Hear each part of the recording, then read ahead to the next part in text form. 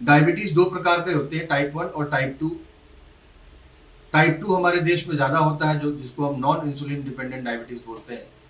अगर मैं आंकड़ों की बात करूं तो 77 मिलियन पॉपुलेशन हमारे देश का आज के डेट में डायबिटीज से पीड़ित है। डायबिटीज किन लोगों को ज्यादा होने की संभावना होती है? तो वैसे लोग जिनके फैमिली में अपर जनरेशन में किसी को डायबिटीज है, वो लोग डायबिटीज होने के लक्षण उनके ऊपर ज्यादा होते हैं, उनकी संभावनाएं बढ़ जाती है डायबिटीज होने की। या वो लोग जो बिल्कुल कोई व्यायाम नहीं करते, कोई एक्सरसाइज नहीं करते, खाने का कोई रूटीन नहीं है, बस भाग दौड़ की जिंदगी में भागते जा रहे हैं, अपने शरीर के ऊपर बिल्कुल अपने स्वस्थ होने के लिए कोई भी जिम्मेदारी नहीं उठा रहे, जिसकी संख्या बहुत अधिक है हमारे देश में, उन लोगों को इसकी संभावना अधिक हो जाती है। जैसा कि मैंने कहा कि ये किन लोगों को हो सकता है, तो उनमें जैसा मैंने अभी बताया, इससे बच कैसे सकते हैं।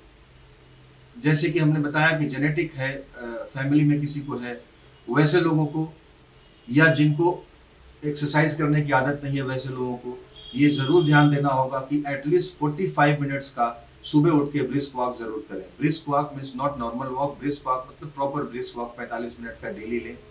खाने के रूटीन में अपने आप को बहुत अच्छे से ध्यान दें। नॉर्मली हमारे देश में ये बहुत बहुत कॉमन हो चुका है कि लोग सब काम धाम निपटाने के बाद रात को आते हैं, रात को आकर के अपना फुल डाइट लेते हैं, जो कि बिल्कुल गलत है।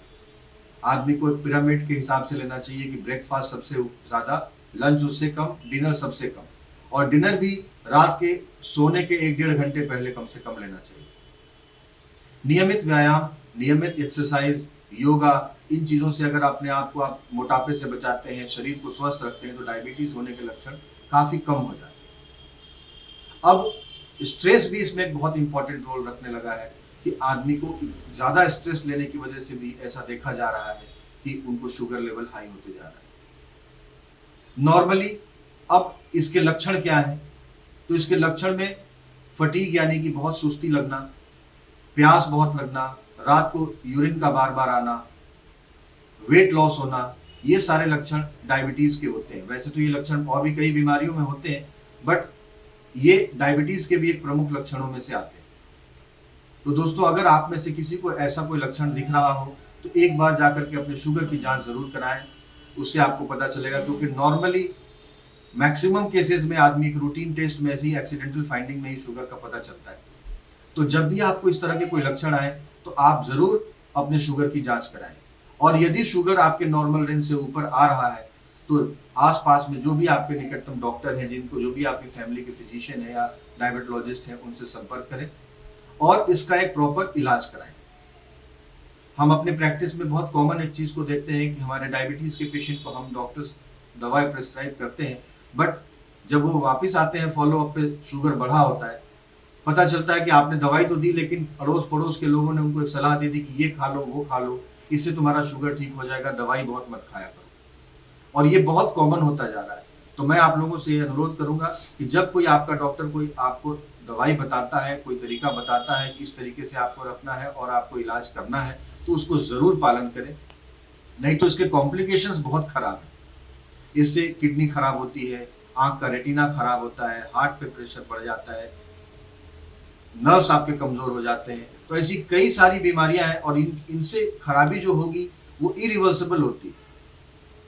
आपने देखा होगा कि आज के डेट में डायबिटीज यंग लोगों को बहुत ज्यादा हो रहा है। इसीलिए लोग, आप अगर कभी आंकड़ा निकालेंगे तो डायलिसिस में पाएंगे आपकी मोस्ट ऑफ द पेशेंट जिनको डायलिसिस हो रहा है, यंग पेशेंट्स को, only because of uncontrolled diabetes. तो डायबिटीज अपने आप में ही एक बहुत खराब बीमारी है। अगर आप इसको चाहें तो, अगर हो भी गया तो होने के बाद भी बहुत अच्छे से इसको कंट्रोल करके रखा जा सकता है, प्रॉपर व्यायाम से, प्रॉपर इलाज से।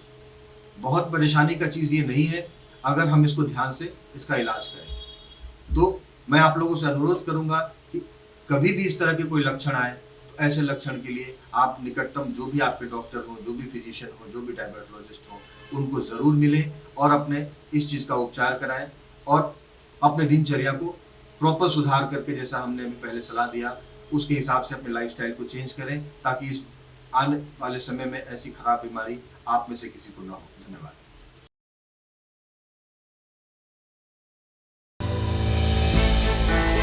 हमने की गलती फिर एक बार, कोरोना ने किया दोबारा प्रहार। मास्क, 2 गज दूरी, करें अपनी सुरक्षा खुद।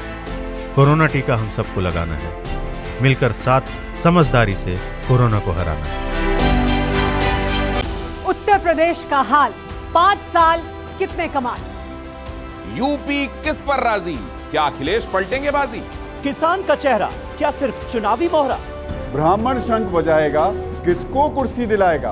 ओवैसी का प्लान, किसकी तरफ मुसलमान। साल 2022 के चुनाव का सबसे बड़ा मंच देखिए TV9 भारतवर्ष सत्ता सम्मेलन उत्तर प्रदेश 4 अक्टूबर सुबह 8 बजे से लगातार सिर्फ TV9 भारतवर्ष पर।